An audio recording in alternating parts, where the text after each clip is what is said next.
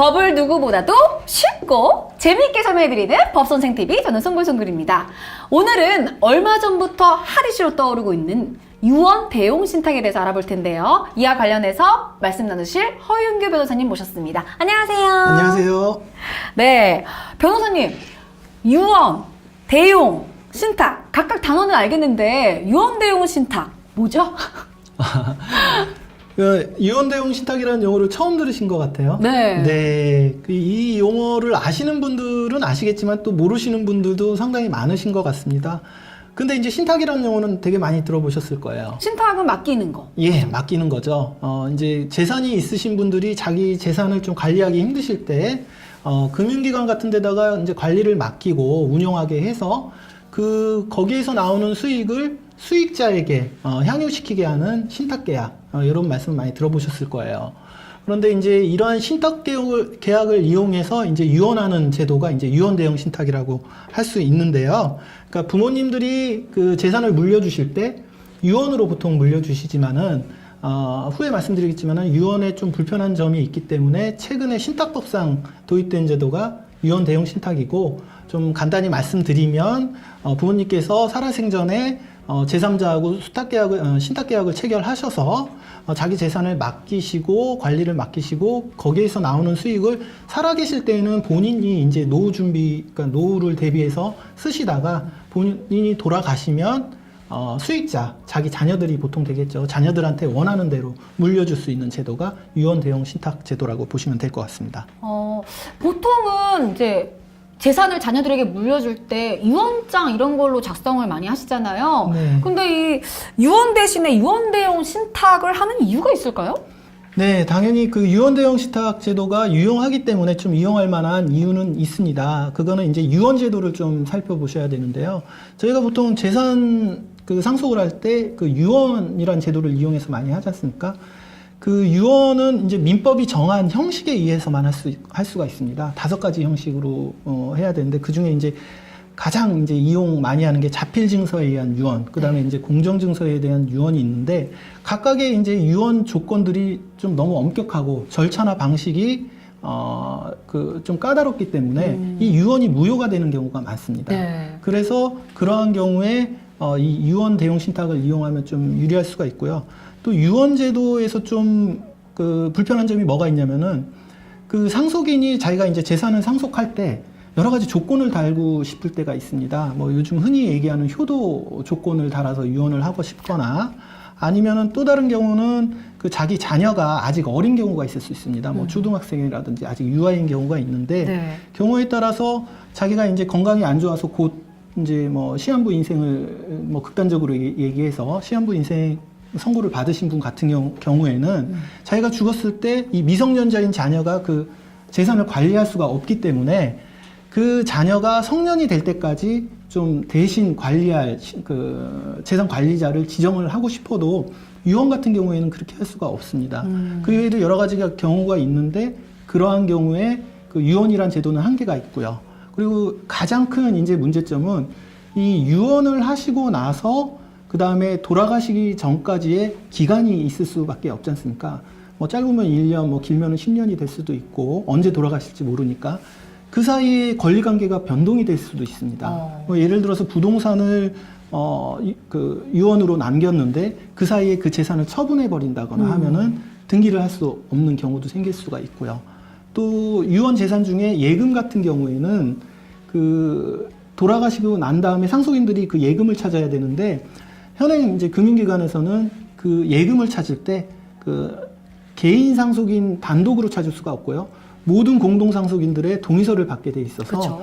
여러 가지로 뭐 불편한 점이 좀 있을 수 있습니다. 이런 경우에 유언 대용 신탁을 이용할 수 있겠다고 말씀을 드리겠습니다. 네, 다양한 유언 방법이 있는데 그런 단점들을 보완하기 위한 방법이 유언 대용 신탁이다, 이렇게 말씀하셨어요. 예, 맞습니다. 그래서 이제 유언과 달리 생전 신탁으로 부모님들은 자기 재산을 제3자인 수탁자에게 재산권을 이전해서 맡기시고, 부모님들이 돌아가시면 수탁자가 마치 유언 집행자가 돼서 부동산 등기나 예금 분배 업무를 담당하기 때문에 유언에서와 같은 집행의 어려움은 거의 해결이 된다고 볼 수 있죠. 그런데 변호사님, 최근에 유언대용 신탁과 관련해서 흔히 유류분을 피해갈 수 있다 이런 판례가 나왔다고 들었는데 이에 대해서도 설명해 주시면 좋겠습니다. 네, 송골님이 그 판례도 알고 계시는군요. 검색해봤죠. 네.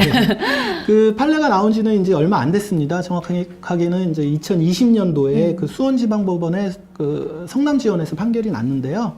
지금까지도 참 회자가 많이 되고 있는 판례입니다. 네. 이 부분을 알기 위해서 이제 유류분 제도라는 거를 아셔야 될 것 같은데, 뭐 이미 송골님 정도 되면은 유류분 아실 것 같아서 그쵸? 좀 설명은 생략을 하고, 보통 이제 유언으로 재산을 남기게 되면은 그 유류분 제한이 있어서 부모님들 같은 경우에 내가 그 이쁜 자녀한테 재산을 몰아서 물려주고 싶어도 그 유류분 제도 때문에 그 다른 상속인들이 유류분 청구를 할 수가 있거든요.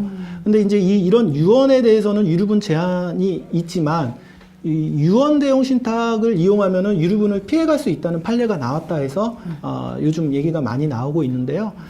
이 시간에 간단하게 말씀드리면은 그때 지금 나온 이 하급심 판례는 유류분을 그 유언 대용 신탁으로 피해갈 수 있다라는 판결이 아니고요.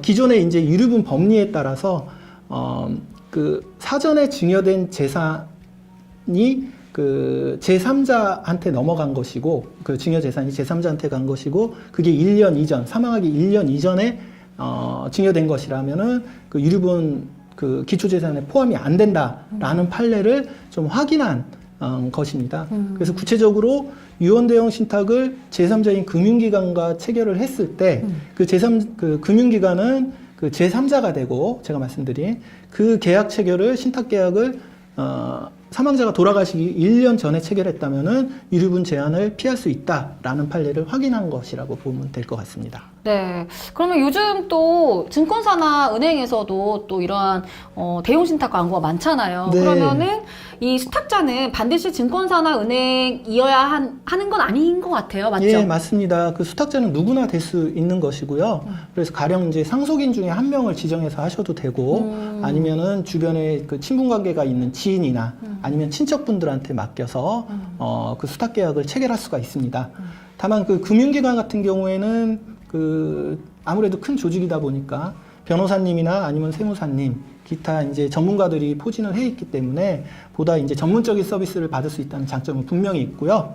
다만 그런 서비스의 대가는 이제 지불을 하셔야 된다는 그런 부분이 있습니다. 그렇죠. 뭐 그 수수료가 크냐 적냐는 좀 상대적인 것이라서 좀 일률적으로 신탁 보수가 많다 적다라고 얘기하긴 어렵지만 만약에 이제 그 부모님들이나 이제 재산을 물려주실 분들의 재산이 그렇게 많지가 않고 단순히 뭐 부동산 한두 채이거나 아니면 소액의 금융재산만 있으신 경우에는 수탁자를 뭐 주변 지인이나 친한 친척 또는 상속인 중 1인으로 지정하는 민사신탁을 하셔도 충분하다고 말씀드릴 수 있겠습니다. 네, 알겠습니다. 그러면은 유언대용 신탁을 이용할 때 주의할 사항 같은 게 있을 것 같아요. 네, 그 대용 신탁을 계획하고 계시다면은 그 자신의 재산 규모와 또는 종류에 따라서 수탁자를 누구로 지정할지 꼭 그 주변에 이제 그 전문가들, 변호사님 같은 전문가들과 상담 받으시는 것이 좋겠다고 말씀드립니다. 네, 아무래도 이 수탁자가 있어야지만 또 유언대용 신탁이 가능한 거니까 누구로 지정하느냐에 따라서 네, 중요한 사항인 것 같습니다. 네, 오늘 상속 전문 변호사이신 법률사무소 율쌤의 허인규 대표 변호사님 함께 유언대용 신탁에 대해서 알아봤는데요. 내 재산을 내 맘대로, 내 뜻대로 할 수 있는 유언대용 신탁 굉장히 이점이 많은 제도인 것 같습니다. 이와 관련해서 궁금한 점 있으시거나 도움이 필요하시면 언제든지 불러주세요. 누구를요? 법선생!